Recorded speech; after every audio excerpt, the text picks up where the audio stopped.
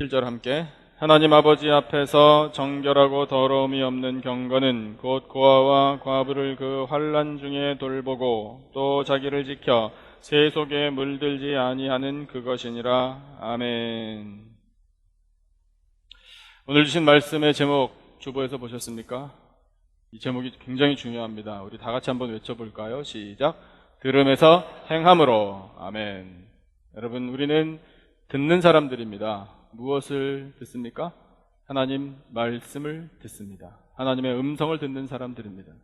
하나님의 음성을 잘 들으시기를 축원합니다. 하나님의 음성을 가장 확실하게 들을 수 있는 방법은 단순합니다. 성경을 열심히 읽는 것입니다. 여러분, 매일 성경을 읽으시기를 강권합니다. 우리가 밥을 한 끼를 굶으면 크게 잘못되는 줄 알고 덜덜 떠는 사람들 세상에 많습니다. 요즘에는 현대인들이 다이어트 때문에 고민이 더 많지만, 그러나 이 식사가 얼마나 중요한지 우리 잘 알고 있습니다. 그런데 영혼의 양식을 먹는 일은 과연 그것처럼 소중하게 생각하는지, 성경 읽는 일을 혹시라도 한번 건너뛰게 되면 정말 큰일 난 줄 알고 덜덜덜 떠는지, 그런 가치관이 우리에게 있는지 여러분 오늘 이 말씀을 통해서 다시금 되새기시기를 바랍니다. 하나님 말씀을 읽는 것, 여러분 이것은 죽느냐 사느냐가 달린 일이라고 해도 과언이 아닙니다. 하나님 말씀을 제쳐놓고 음성을 듣겠다, 듣지 못합니다.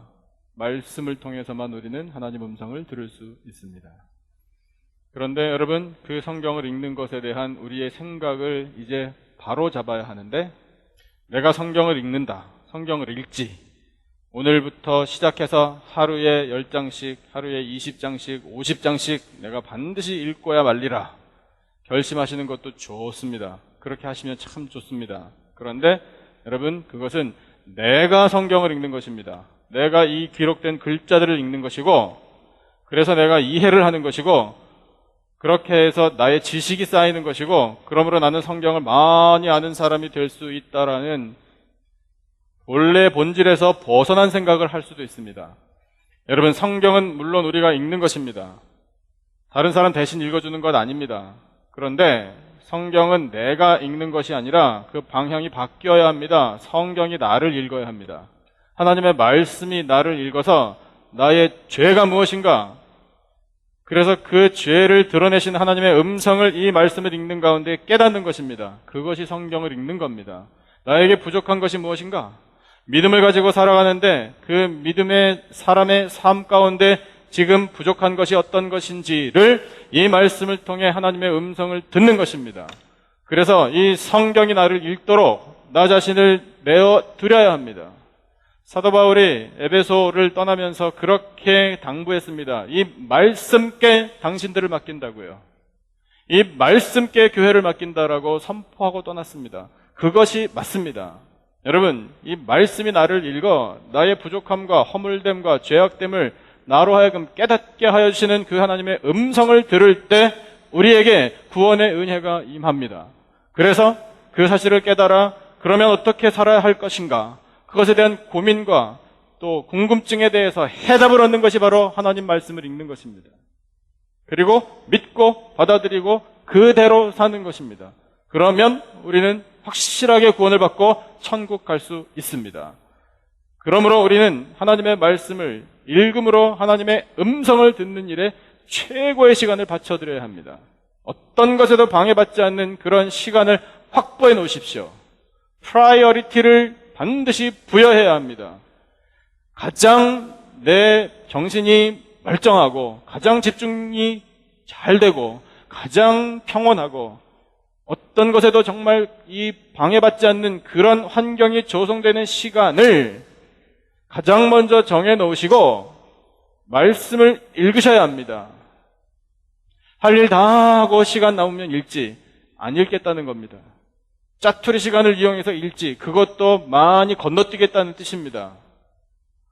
여러분, 우리 스스로 가치를 부여해야 가능한 것이지 그렇지 않으면 안 됩니다. 그래서 하나님의 말씀을 내가 대하는 시간을 확보해 놓고 그 시간에 나 자신을 말씀 앞에 세워서 하나님의 말씀이 나를 읽어 나에게 들려주시는 음성을 받아들일 때 여러분, 우리들에게 소망이 있고 우리들의 인생을 하나님께서 복되게 하실 줄로 믿습니다. 그렇게 듣는 것이 우선입니다. 그런데 오늘 주신 말씀을 보니까 그것을 들음으로 끝나서는 안 된다라는 권고를 주십니다. 주신 본문 같이 한번 읽어보시죠. 21절부터 25절까지 같이 한번 읽겠습니다. 다시 21절부터 25절 한 목소리로 힘차게 읽겠습니다. 시작. 그러므로 모든 더러운 것과 넘치는 악을 내버리고 너희 영혼을 능히 구원할 바 마음에 심어진 말씀을 온유함으로 받으라. 너희는 말씀을 행하는 자가 되고 듣기만 하여 자신을 속이는 자가 되지 말라. 누구든지 말씀을 듣고 행하지 아니하면 그는 거울로 자기의 생긴 얼굴을 보는 사람과 같아서 제 자신을 보고 가서 그 모습이 어떠했는지를 곧 잊어버리거니와 자유롭게 하는 온전한 율법을 들여다보고 있는 자는 듣고 잊어버리는 자가 아니요 실천하는 자니 이 사람은 그 행하는 일에 복을 받으리라. 아멘. 손거울 갖고 다니십니까? 여성 여러분, 안 갖고 다니십니까? 거울을 꺼내서 보실 때에 딱 보시면은 느낌이 어떠십니까? 어쩜 이렇게 예쁠까? 이렇게 생각하십니까? 하나님 감사합니다. 이렇게 아름답게 만들어주셔서 감사가 넘쳐나시기를 축원합니다. 그런데 여성분들을 가만 보니까 손거울들은 잘 챙기십니다. 화장실에 가서도 거울은 봅니다. 얼굴에 뭐가 묻었나? 화장은 이상이 없나?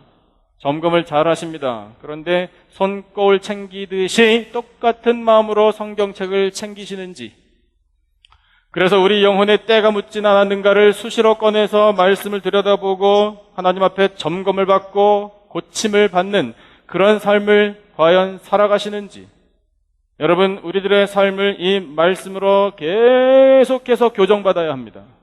뭐가 잘못된지를 깨달아야 합니다. 그래서 그 잘못된 거를 하나님께서 고쳐주실 때 감사함으로 받아들여야 합니다. 여러분, 그래야 우리 믿음의 사람들이 말씀의 사람들이 됩니다. 거울 보고 잘못된 거 고치는 것이 행하는 것입니다. 거울만 쓱 보고 덮어버리면 잊어버리거니와, 예, 맞습니다. 잊어버립니다. 그 순간만 알고, 그러나 보고 고치듯이 하나님의 말씀을 다시 보고 잘못된 것 고치는 것이 필요합니다. 그 실천이 필요하다고요. 믿음의 백성들에게 하나님께서 원하시는 것이 바로 이것입니다. 그러면 이 말씀 앞에 나를 비춰 무엇이 잘못됐는가? 그래서 들음에서 행함으로 성장해야 할 텐데 도대체 무엇을 행할 것인가? 이것이 우리의 질문이 될 겁니다. 여러분, 무엇을 행할 것인가가 오늘 말씀에 크게 두 가지 하나님께서 말씀하신 것이 있습니다. 그 첫 번째가 이것입니다. 19절, 20절 같이 한번 다시 읽겠습니다. 19절, 20절 시작. 내 사랑하는 형제들아, 너희가 알지니 사람마다 듣기는 속히 하고 말하기는 더디하며 성내기도 더디하라. 사람이 성내는 것이 하나님의 의를 이루지 못함이라. 아멘. 귀가 두 개입니다. 입은 한 개입니다. 왜 귀가 두 개이고 입은 한 개일까요? 이 말씀 때문에 하나님께서 그렇게 창조하신 줄로 믿습니다. 두 개이니까 듣는 것이 훨씬 빠르겠죠. 기능도 좋겠죠. 여러분, 듣는 일에 빠르시기를 축원합니다. 그리고 말하는 일에 더디하시기를 또한 축원합니다. 특별히 하나님께서 원하시는 것은 뭐냐면 말하기를 더디하되 성내는 말을 더디하라라고 말씀하십니다. 여러분, 우리는 쉽게 성낼 수 있는 사람들입니다. 항상 준비되어 있습니다. 화낼 준비. 저는 화낼 줄 모릅니다 라고 말하는 것은 어느 정도는 외교적인 발언입니다. 우리에게는 다 화낼 만한 준비가 항상 되어 있습니다. 특히 한국 사람들은 성질 급한 것을 민족성인 줄 알고 자랑합니다. 그래서 우리 그렇게 말들은 안 하지만 그런 메시지를 보냅니다. 나 성질 급한 거 알지? 그러니까 건드리지 마. 이런 식으로 메시지를 보내는 표정이 우리에게 있습니다. 그래서 안 건드립니다. 아이고, 괜히 잘못 건드려봤자. 이렇게 생각할 수 있습니다.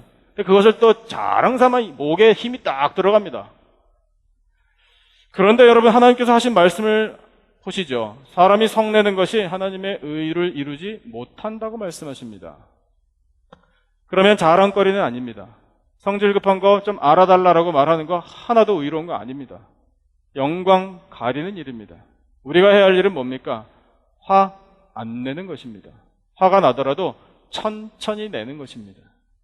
굉장히 빠른 속도로 조급하게 무언가 말하는데 여러분, 어이구 감사합니다 이렇게 하는 사람 있습니까?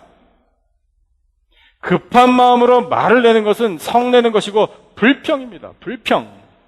이스라엘 백성들을 생각해 볼까요? 가나안에 대한 약속을 받았습니다. 모세 지도자의 역할을 감당합니다. 비전을 주십니다. 하나님으로부터 말씀을 받았다. 그러므로 우리는 이 애굽에서 탈출해야 한다. 끌고 나왔습니다. 사람들의 마음은 조급했습니다. 왜요? 가나안이 어딘데? 왜 가나안에 빨리 못 들어가는데? 사흘이면 당도할 길을 도대체 며칠이 지나 몇 달이 지나 아니 몇 년, 몇십 년이 지나도록 왜 가나안에 아직까지 못 들어가는데? 조급함이 있었습니다. 그러니까 모세와 아론을 찾아와서 한다는 말은 불평입니다. 불평. 목말라 죽겠다, 배고파 죽겠다, 고기 먹고 싶어 죽겠다, 추워 죽겠다, 더워 죽겠다, 깜깜해 죽겠다, 뒤에서 쫓아오니 전쟁하다 죽겠다. 왜 우리를 여기까지 끌고 나와서 이 광야에서 우리를 다 한꺼번에 매장시키려고 하느냐? 불평입니다. 불평. 조급함 때문에 터져 나오는 불평. 듣는 일을 하지 않았습니다. 들어보나 마나 이겁니다. 그랬더니 그렇게 조급한 마음으로 말을 하고 불평했더니 그들이 받은 결과는 뭔가요? 출애굽 1세대 그 중에 딱 2명만 가나안에 들어갔고 나머지 60만 명이 넘는 장정들은 광야에서 약속을 보지 못하고 죽었습니다. 때로는 모세와 아론에게 대들다가 땅이 갑자기 확 갈라져 다시 붙어버리는 바람에 비명소리도 못 지르고 갔습니다. 여러분, 불평은 하나님께서 대단히 진노하시는 죄입니다. 그런데 급한 마음으로 성을 낸다? 내 성격이 그런 줄 알아라? 여러분, 심판이 임합니다. 우리 두려워해야 합니다. 그래서 말씀을 듣고 행할 때 여러분, 우리 이 말씀을 통해 그렇구나. 화를 내면 안 되겠구나. 급한 마음으로 말하면 안 되겠구나. 여러분, 우리 다스림을 받아야 합니다. 그 말씀이 우리 속에 새겨져서 야고보서 1장에 이렇게 말씀하시니 내가 좀 화가 나더라도 참아야지. 여러분, 그렇게 살아가는 게 우리의 신앙생활입니다. 조급한 마음으로 화를 내면 의사들이 그런 나티크를 쓴 것을 봤습니다. 몸속에서 아드레날린이라는 분비물이 나온답니다. 아드레날린, 그거 좋은 거 아닌가? 보통 우리는 그렇게 생각하는데 그렇지 않습니다. 물론 좋은 영향력도 있지만 훨씬 더 위험하답니다. 몸에서 아드레날린이 팍 나오면 급하니까 분을 확 내면 확 나온답니다. 확 나오면은 심장 박동수가 갑자기 늘어난답니다. 그리고 이 뇌와 모든 몸의 근육이 외부의 공격에 대비한답니다. 긴장하고. 그 다음에 위장 기능이 완전히 저하된답니다. 이어서 모든 소화기관의 기능들이 다 저하된답니다. 그러니까 여러분, 급한 마음으로 화를 내면 시편의 말씀을 보면 그것이 악을 만드는 일이라고 말씀하셨거든요. 악만 만들어내는 것이 아니라 자기 자신에게 손해겁니다. 몸으로도요. 생각해 보십시오. 심장박동은 막 뛰지, 온몸은 긴장되어 있지, 소화는 하나도 안 되지. 그것이 무슨 덕이 되겠습니까? 자신에게. 화를 버럭 낸다고 뭐가 고쳐집니까? 상황이 바뀌든가요? 아니요. 그렇지 않습니다. 하나님께서 그거는 내 뜻이 아닌데? 라고 판단하시는데 일이 선하게 이루어질 리가 없는 것입니다. 밥을 지을 때 중요한 것이 있지 않습니까? 물의 양이 중요하죠. 그 다음에 얼마나 오랫동안 적절하게 쌀을 불렸느냐도 중요합니다. 근데 제일 중요한 게 있죠. 마지막 단계에 꼭 잊지 말아야 할 것. 밥 지을 때. 밥을 안 지어보셨나? 반응들이 없으시네. 예. 뜸 들이는 것이 제일 중요한 거 아닙니까? 제가 경험이 풍부하신 분들 앞에서 괜히 아는 척해서 죄송합니다만 뜸 들이는 것이 중요하더라고요. 뜸 들기 전에 밥이 대충 봐가지고 다 익은 것 같아 확 열어가지고 먹으면은 그 밥이 먹을만 하지 못하지 않습니까? 설 익은 밥은 저도 많이 지어봤습니다. 캠핑 가서 할 때. 뜸 들이는 것이 중요하더라고요. 그 순간을 참지 못하고 급한 마음에 배고프다고 그냥 버럭 뚜껑 열어서 먹으면 먹지 않은 것만 못할 수도 있습니다. 뜸 들이는 것이 중요합니다. 여러분, 우리들의 삶의 모든 과정 속에서도 뜸 들이는 것이 아이고 답답해, 아이고 속 터져 이렇게 보일 수도 있지만 그러나 여러분, 가장 좋은 것을 얻을 수 있는 비결입니다. 뜸 들이시기를 축원합니다. 여러분, 우리 아무리 급한 마음에 우리가 스스로 서두른다고 해도 되는 일 없습니다. 하나님께서 해주셔야죠. 하나님의 때를 기다려야 합니다. 요셉 생각해 보겠습니다. 요셉이 17살에 노예 신분이 됐습니다. 그 전에 요셉에게 하나님께서 계시의 꿈을 주셨습니다. 그 꿈을 형제들에게, 부모에게 말했습니다. 그랬더니 원수 삼는 마음이 형제들에게 생겼습니다. 그래서 팔아 넘겼습니다. 요셉을 팔아 넘기자라고 마음 먹고 요셉을 기다릴 때에 요셉이 저 멀리서 다가왔습니다. 다가올 때 형들이 이렇게 이야기했습니다. 꿈꾸는 자가 오는도다. 성경에 그렇게 기록되어 있습니다. 칭찬한 말 아닙니다. 와, 우리 위대하신 꿈꾸는 자가 오시니 환영하자, 이렇게 한 거 아니죠. 야, 꿈쟁이 온다, 이랬습니다. 그래서 꿈꾸는 자가 오는다라고 말을 했는데 그 말씀은 조롱하는 말이었지만 그러나 그 표현만큼은 맞는 말입니다. 요셉은 꿈꾸는 자였죠. 그 꿈을 간직했습니다. 그런데 꿈하고 정반대로 인생이 펼쳐졌습니다. 청춘을 잃어버렸습니다. 노예 생활을 했습니다. 억울하게 감옥살이도 했습니다. 무려 13년을 그랬습니다. 그러면 하나님께서 분명히 꿈은 주셨는데 도대체 이 꿈은 언제 이루어질 것인가? 이 꿈에 과연 하나님의 약속이 담기긴 한 것인가? 하나님 나를 버리셨나? 괜히 꿈꾸게 하셔가지고 사람 들뜨게 만들었는데 이렇게 실망시키시나? 내 인생은 저주받은 것인가? 라는 불평을 단 한 번도 안 했습니다. 어찌 안 할 수 있었을까? 비결이 있습니다. 주신 말씀을 보니까 요셉에게는 말씀이 있었습니다. 꿈만 잡은 게 아닙니다, 여러분. 요셉은 말씀을 잡은 사람입니다. 그 말씀이 그에게 있었기에 믿음을 가질 수 있었습니다.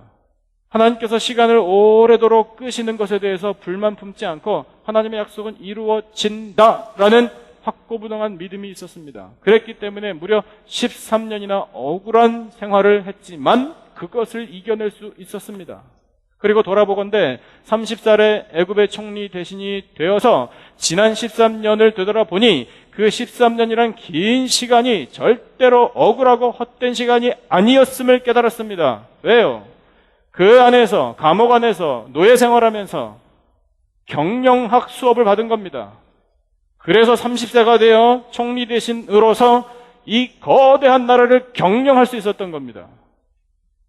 헛된 시간 없습니다. 믿음을 가진 사람들에게 있는 시간은 그 시간이 비록 억울하게 생각되고 전혀 정반대로 나가는 것 같은 힘든 시간이어도 하나님의 뜻은 있습니다. 모세도 마찬가지입니다. 40년 동안 왕궁에서 훈련받았을 때 그때 그냥 바로 이스라엘 민족 가까이 있으니 왕자 옷 다 벗어버리고 나는 원래 히브리인이고 내 피가 어디서부터 왔는지 이제 깨달았기 때문에 내 민족을 데리고 나가겠습니다라고 해도 상관없습니다. 그런데 하나님은 무려 40년을 지체하셨습니다. 애굽 관리 쳐 죽인 것 들통나서 멀리 미디안 광야까지 도망갔습니다. 굉장히 먼 거리입니다. 걸어서 애굽에서 미디안까지 갔을 때 몇 개월이 걸렸을지도 모릅니다. 거기에서 40년 동안 모세가 한 일이 뭡니까? 혼자 외롭게 양을 쳤습니다.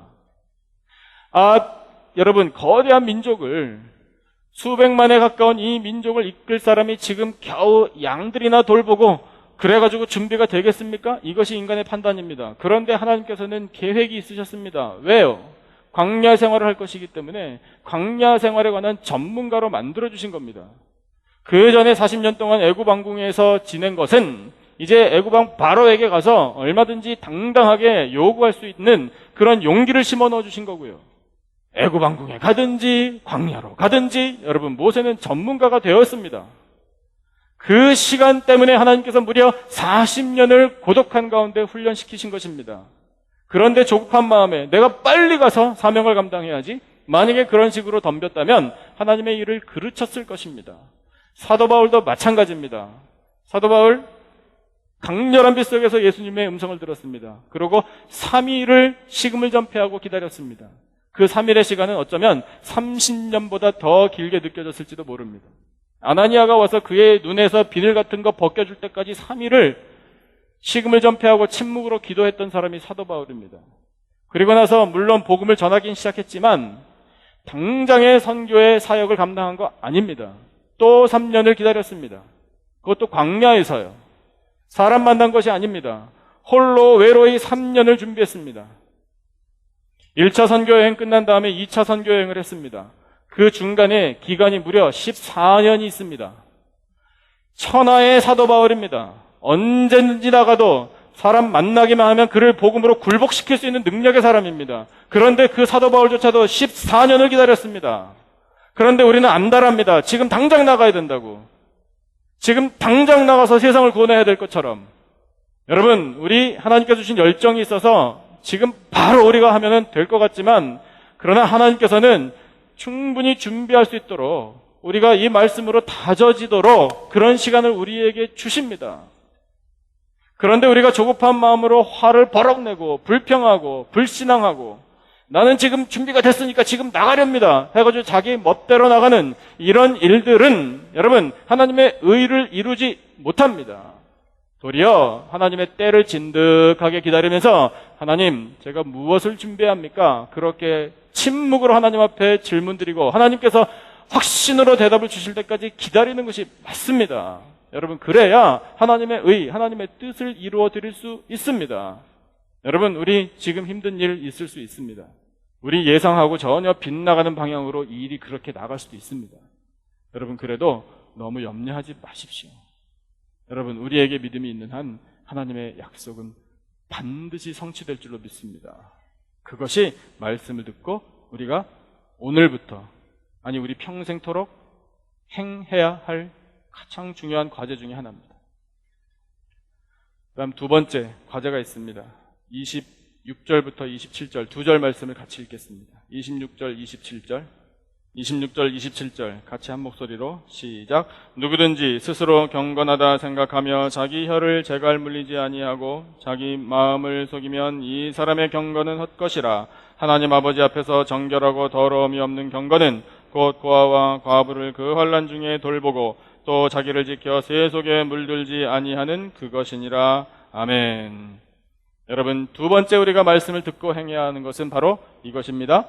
경건. 경건이라는 단어는 예배와 의미가 똑같습니다.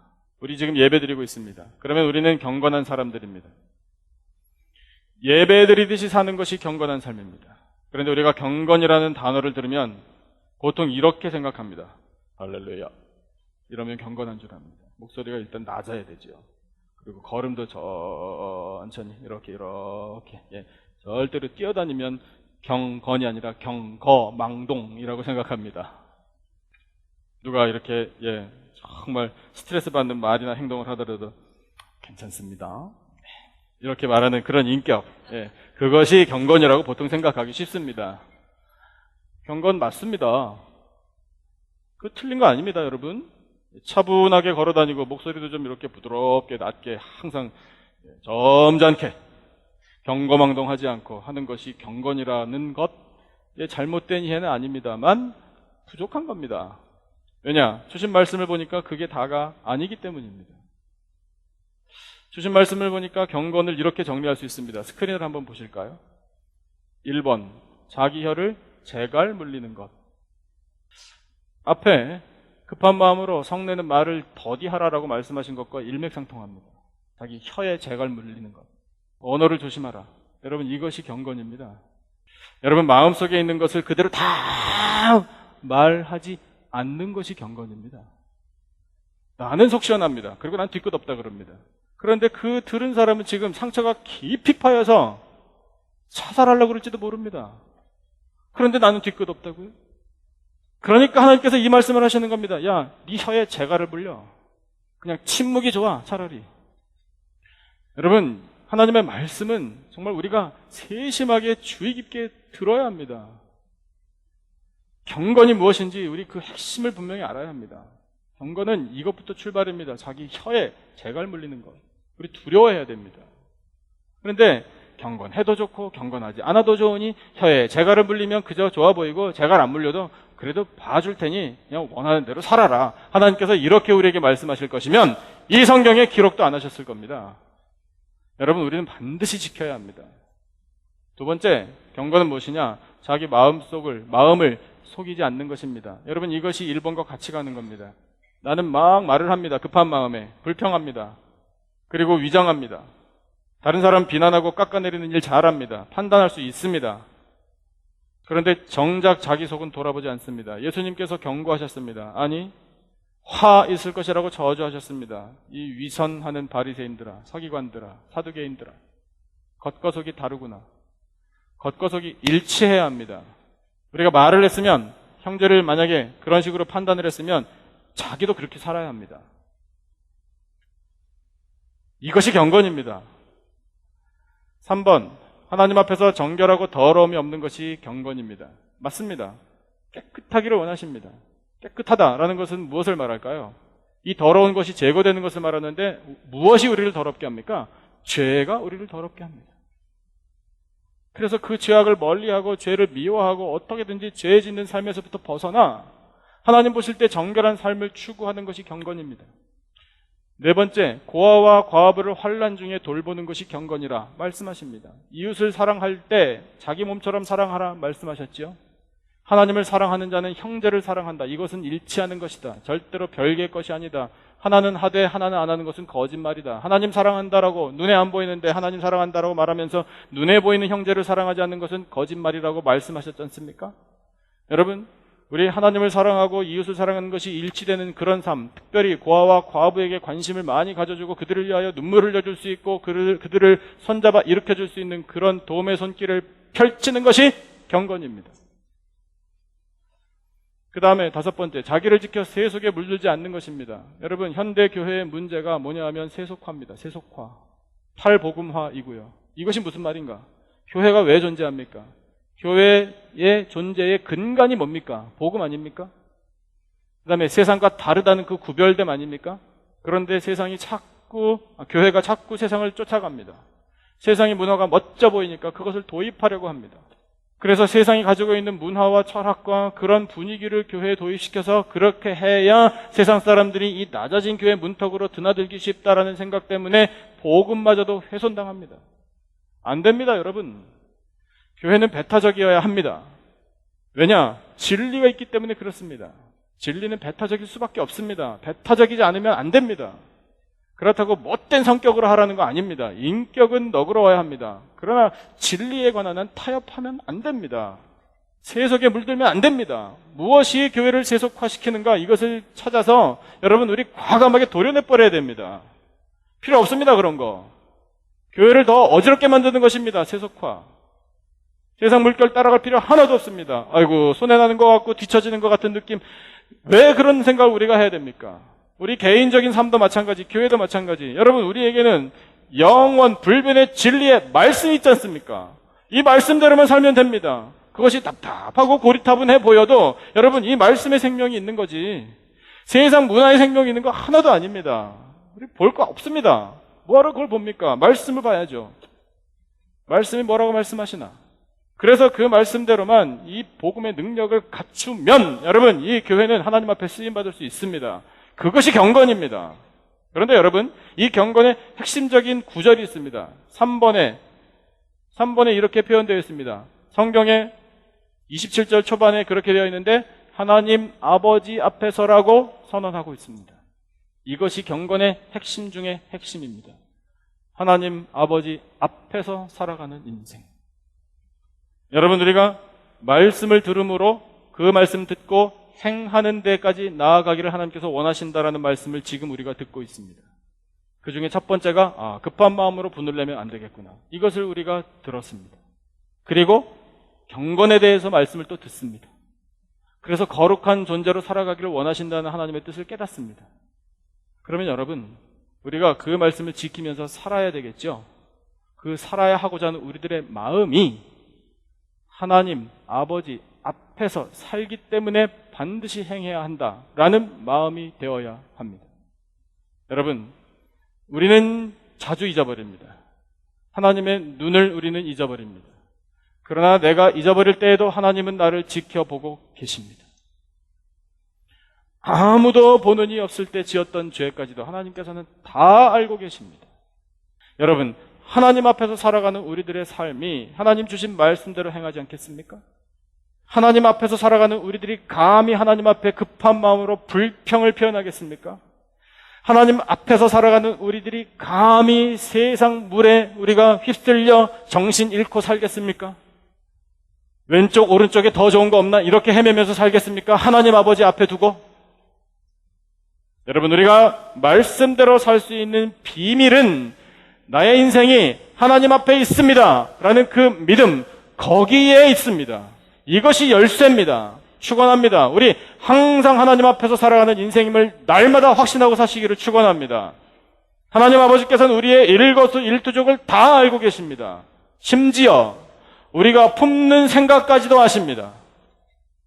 어떤 분이 간증을 하셨습니다. 사업을 하시는 분인데 사업을 이렇게 진행해 나가시는 것이 굉장히 어렵진 않은데, 물론 뭐 다 같이 어렵지만 마음이 답답하시더래요. 왜 이렇게 답답한가? 사업을 통해서 직원들도 일하고 그들도 유익을 얻고 또 이 사업을 통해서 얻게 되는 이 결실로 하나님 앞에 영광 돌려드리고 그런 믿음을 가지고 성실하게 임하시는데 왠지 답답하시더래요. 그래서 기도를 하셨답니다. 아니, 결단을 하셨답니다. 마음속에 내가 하나님 앞에 뭔가 부족한 것이 있겠구나. 내가 이 사업을 통해서 더 하나님께 영광을 돌려야 할 텐데, 더 헌신해야 될 텐데 무엇부터 해야 하나? 11조를 올리자. 그런 결단을 내리셨답니다. 마음속에. 그리고 그 다음 주일부터 당장 11조를 올려서 나는 미리 바쳐야지 라고 결심을 품으셨는데 그 마음을 품는 순간부터 마음속에 시원함이 생기시더랍니다. 갑자기 매출이 확 늘어난 건 아니지만 그래도 어느 정도 매출이 늘어나는 것이 보이더랍니다. 아직 마음만 품었는데 기도도 안 했습니다.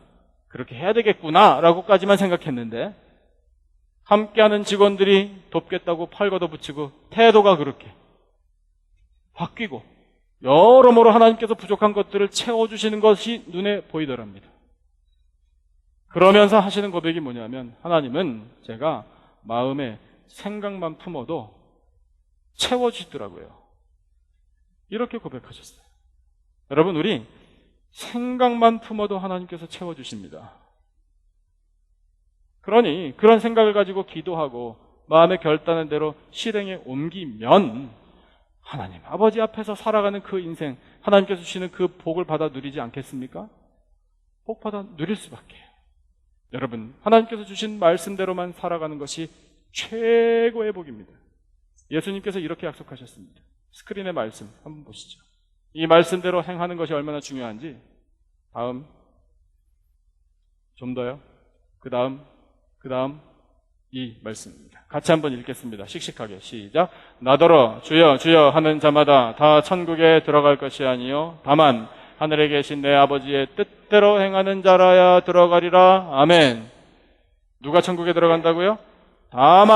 다만입니다. 다만 하늘에 계신 내 아버지의 뜻대로 행하는 자라야 들어가리라.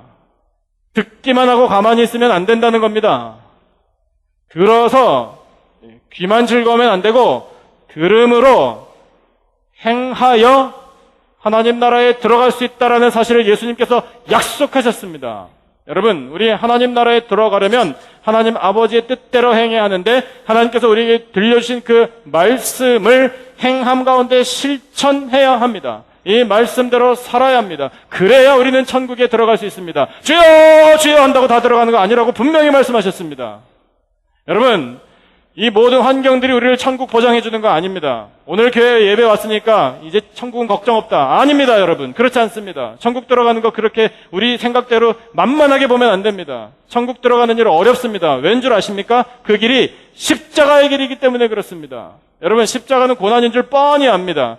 그 끝에 죽음이 있다는 것도 우리는 압니다. 하지만 두려워하지 말고 그 길을 무조건 가야 합니다. 다른 길은 없습니다. 이 길이 어려우니 좀 편한 길로 돌아가면 어떨꼬? 아닙니다. 돌아가는 길 없습니다.